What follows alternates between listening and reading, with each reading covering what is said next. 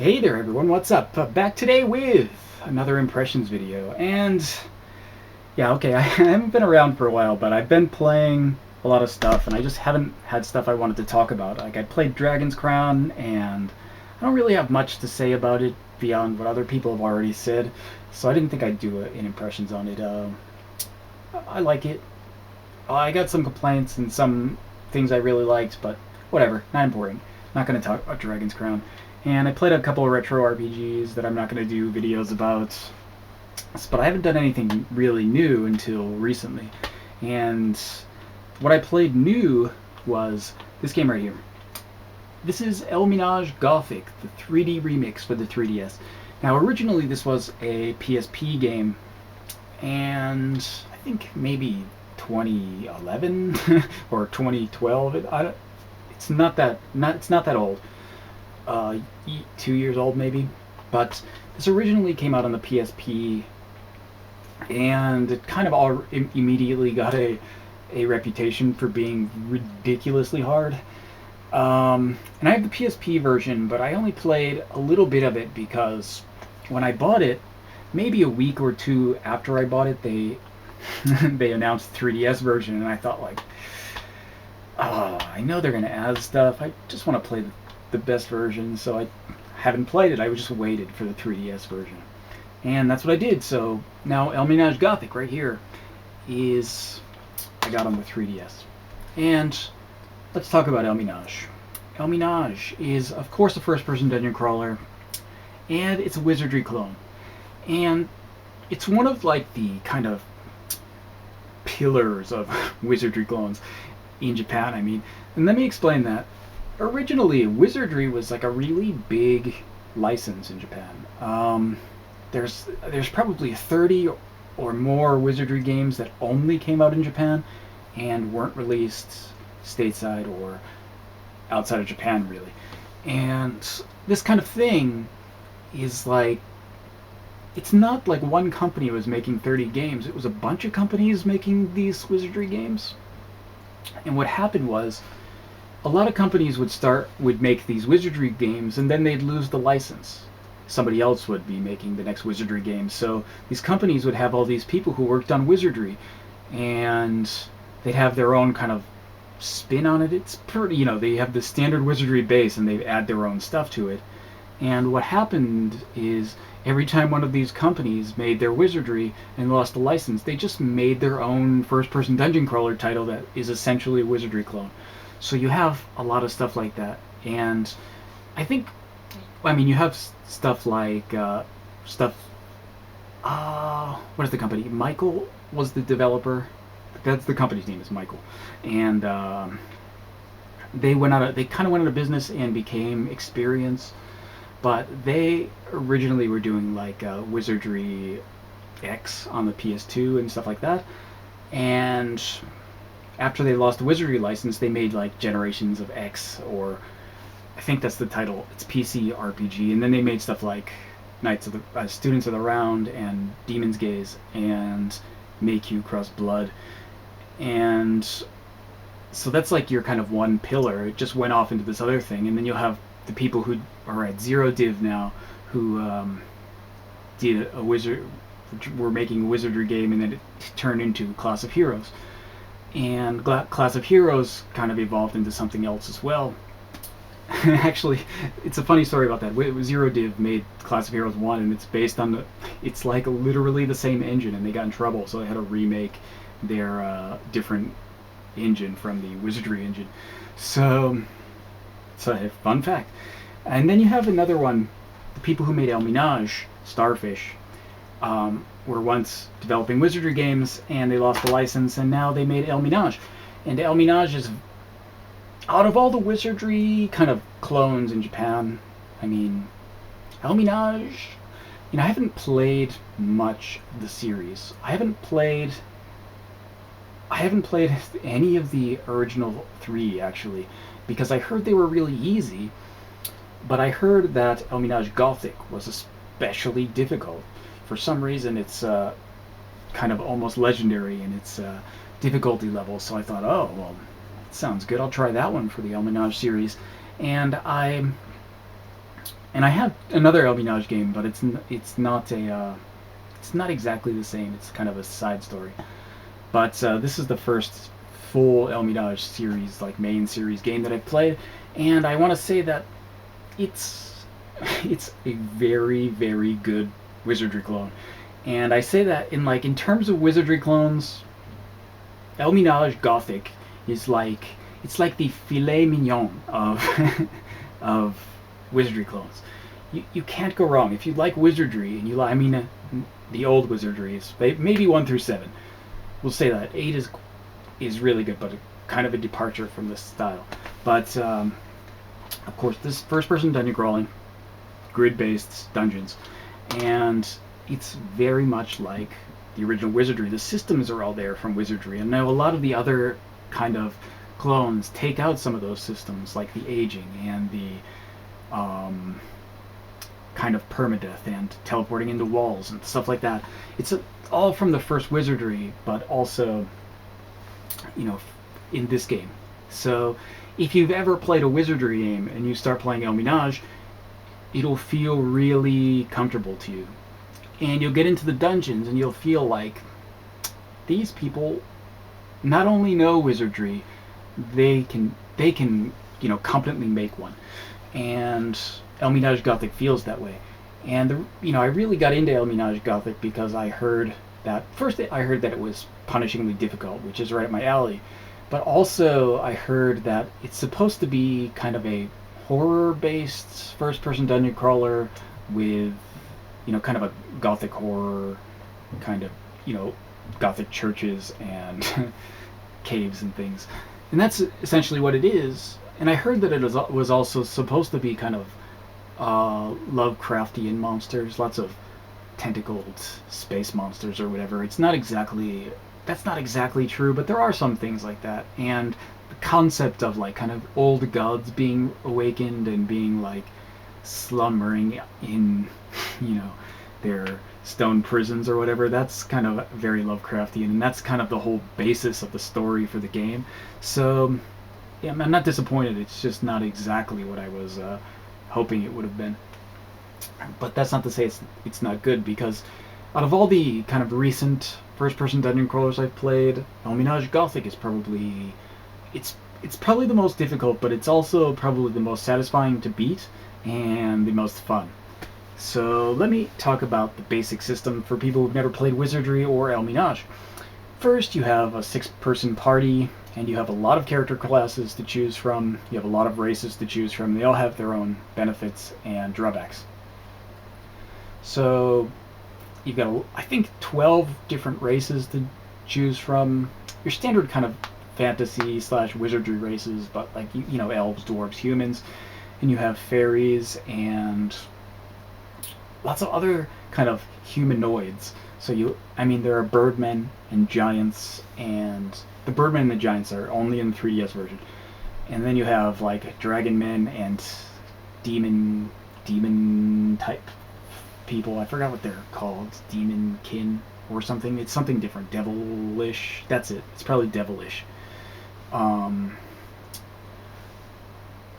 What else? There are a lot of different races, though. I'm probably forgetting some. And then there's a lot of classes as well. And you have your kind of standard fantasy classes like fighter and cleric and wizard and, archer and stuff like that. But you have your kind of mixed classes. So you have like the bishop who does magic and healing, and you have the samurai who is kind of a fighter mage, and you have the monarchs or royals or whatever they're called who do other things. They're like kind of a fighter support. They're like a support defensive fighter, I guess. And you have lots of different classes. You have herbalists who can make, various potions. You have bards who use magical instruments to give status effects. You've got a lot of classes, and it's really deep, and all the classes seem good. So, and you have the extra bonus of that you can switch between classes at will. So as long as you meet the stat requirements, you can, and the alignment and sometimes sex requirements, you can change your character to the new class. There are drawbacks to that, but it's not exactly important.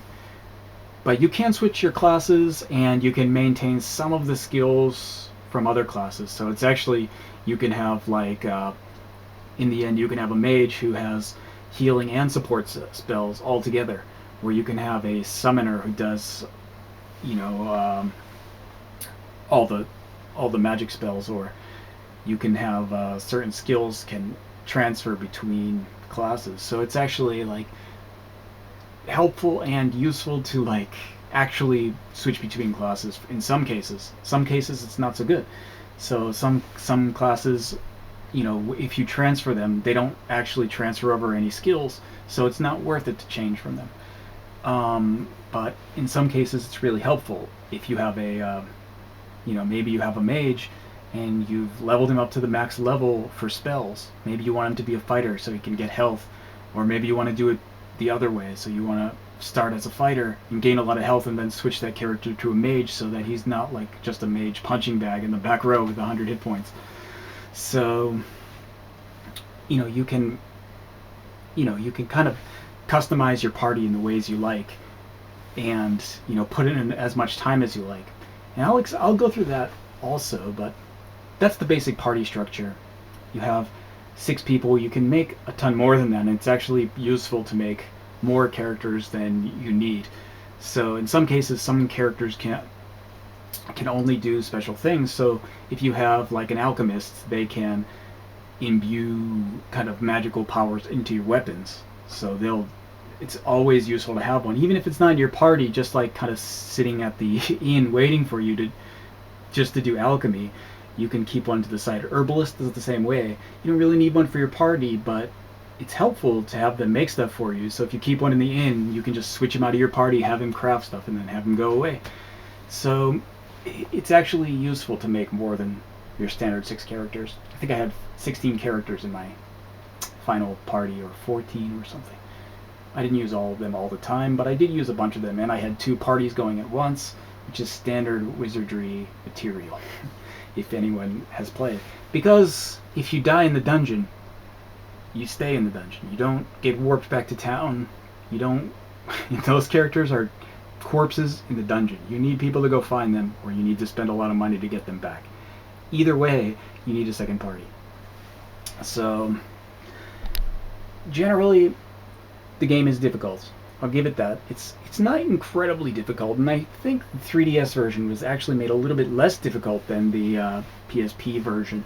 But that's not to say it's easy.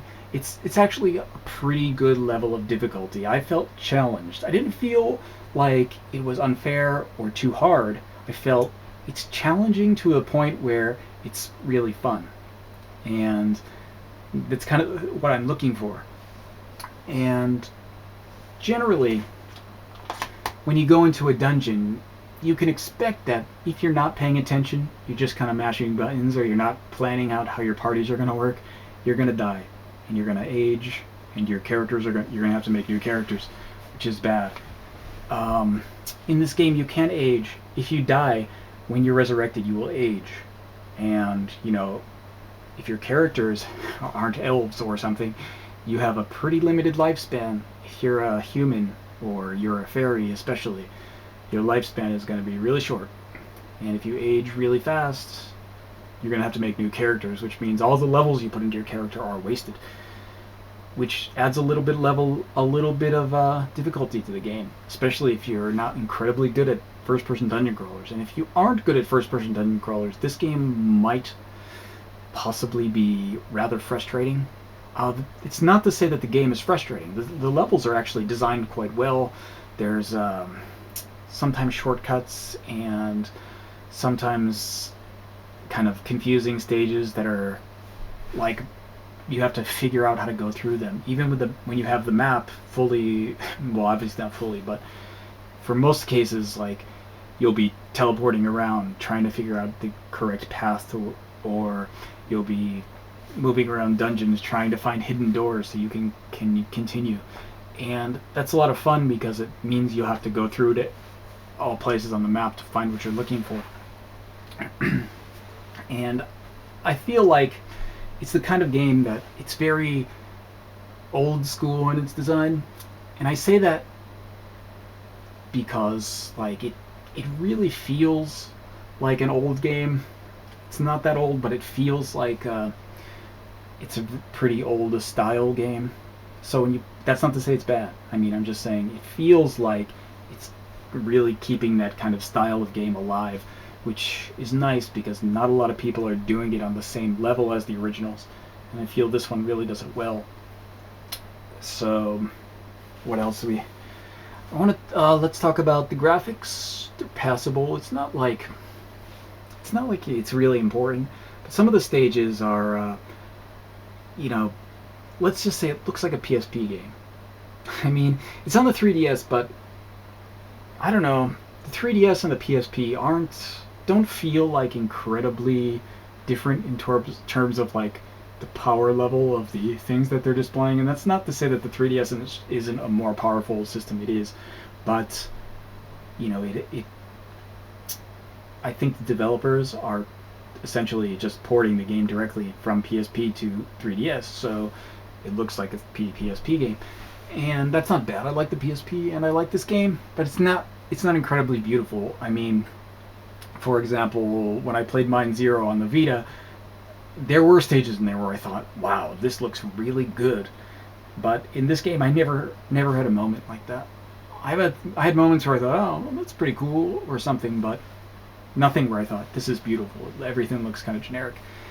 And that's one of the downsides, I think. It's not that the levels aren't varied. The actual like settings are quite different for every dungeon, and none of them are like that terrible Mine Zero level where everything was just plain white walls. They're all like varied and well designed and put together, and they look passable, but not spectacular. What else? The music is alright. No, I don't. It's kind of. A lot of the times I was playing it without music on, so. Although the music is there, it's kind of just in the background. I don't really feel like it's something I want to listen to, but it's not something that's offensive or horrible, which is, generally okay. But, I played a lot. I played it a lot on the train, so I can't really listen to the sound. But beyond that, trying to think of what else can I say about Elminage Gothic. I'm almost 20 minutes in, but I don't know. That's about it. I think I don't have much else to say. The game probably took. I don't know how long it took actually. I often played it before going to bed, and I would fall asleep with the 3DS open. So the game would be playing, and I'd wake up and I'd have plus 8 hours onto my playtime. And sometimes one time I saved, and then 5 minutes later saved, and there were somehow 10 plus hours added onto the playtime. I don't know how that happened. So I'm not sure exactly of my full playtime. It's probably about 60 hours, though. That's probably right. And that was like a lot of the time where it could have been much faster than that. I didn't have to play that long, but I did a lot of things that I was just kind of like playing around with. So there are a lot of optional dungeons. You can go to a lot there. If you wanted to just do the story dungeons, you can do those really quickly. So, and if you have a good party put together, you can zip right through the game. But if you want to play and experience it all, there are lots of side quests and dungeons, and there are a lot of quests. There's a list. I didn't even finish them all, but my list has over 70 side quests that I didn't go through. There's 70 something total, I think, maybe more. But I didn't do all of them. I did a bunch of them, but not all of them. And there are a lot of dungeons where you can there are 5 floors, and you can finish everything you need to do in the dungeon for like the story in 1 floor or 2 floors, but then there's 3 extra floors to go to where there's extra strong bosses, like the kind of floor masters they're called, I think, and you can fight them, and they're almost definitely they're like monsters you aren't fighting until after you've beaten the game. They're generally very strong and hit very hard, so lots of times they will wipe your party in 1 turn if you're low level. So there's always that. And of course, after you beat the game, there's extra dungeons that are extra high level dungeons with extra strong bosses. So although the game took me a little over 60 hours, I'm guessing you could, if you wanted to do everything and play through everything, you could put hundreds of hours into this game and be fine with that and be doing new things every time. This is not replaying it. You'd be playing, going through the dungeons, fighting all the extra bosses, fighting, making your parties, making new parties to just continue what you're doing. And I think that is one of the strongest parts of the game. It's very playable for extended periods. You can put 1,000 hours, I bet, and still not get everything. Maybe not that long, but you know what I mean. It's very deep in the terms of like how you play it, the style of the game, and really just everything about it. There's so much content, and I think a vast majority of that content doesn't even come until you beat the game. So it's like you finish it, and then you've got a lot of extra stuff to do, so you can just keep on going. So it's one of the, I think like a lot of people, feel this way, but for first-person dungeon crawlers, a lot of the time the game it's like after you've beaten the main story of the game, that's like when the game starts. You go through the game and you're just like, the whole main part that you played through, leveling up your characters and fighting the bosses, is like warm up for the main game, which is the final dungeons. So that kind of happens, and Elminage, I think, understands that in ways that a lot of other games don't. And I think it's a really good point about the game. If you like this kind of game and you're willing to put hundreds of hours into a game, maybe you don't have a lot of games, maybe you don't have a lot of money, and you like these kind of games, Elminage Gothic is the game to get, because you can put thousands of hours up, probably. I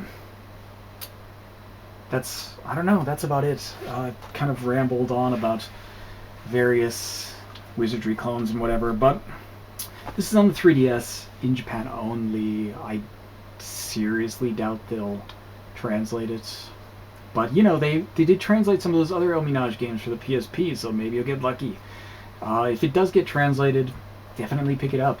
If you want to try a proper Wizardry style first-person dungeon crawler, you're not going to find a better one than this. Not a better one that's been made in the past, like, 10 years or so. So, there you go, Elminage Gothic 3D Remix. Good stuff over here. So, yep, that's it. I will see you guys next time.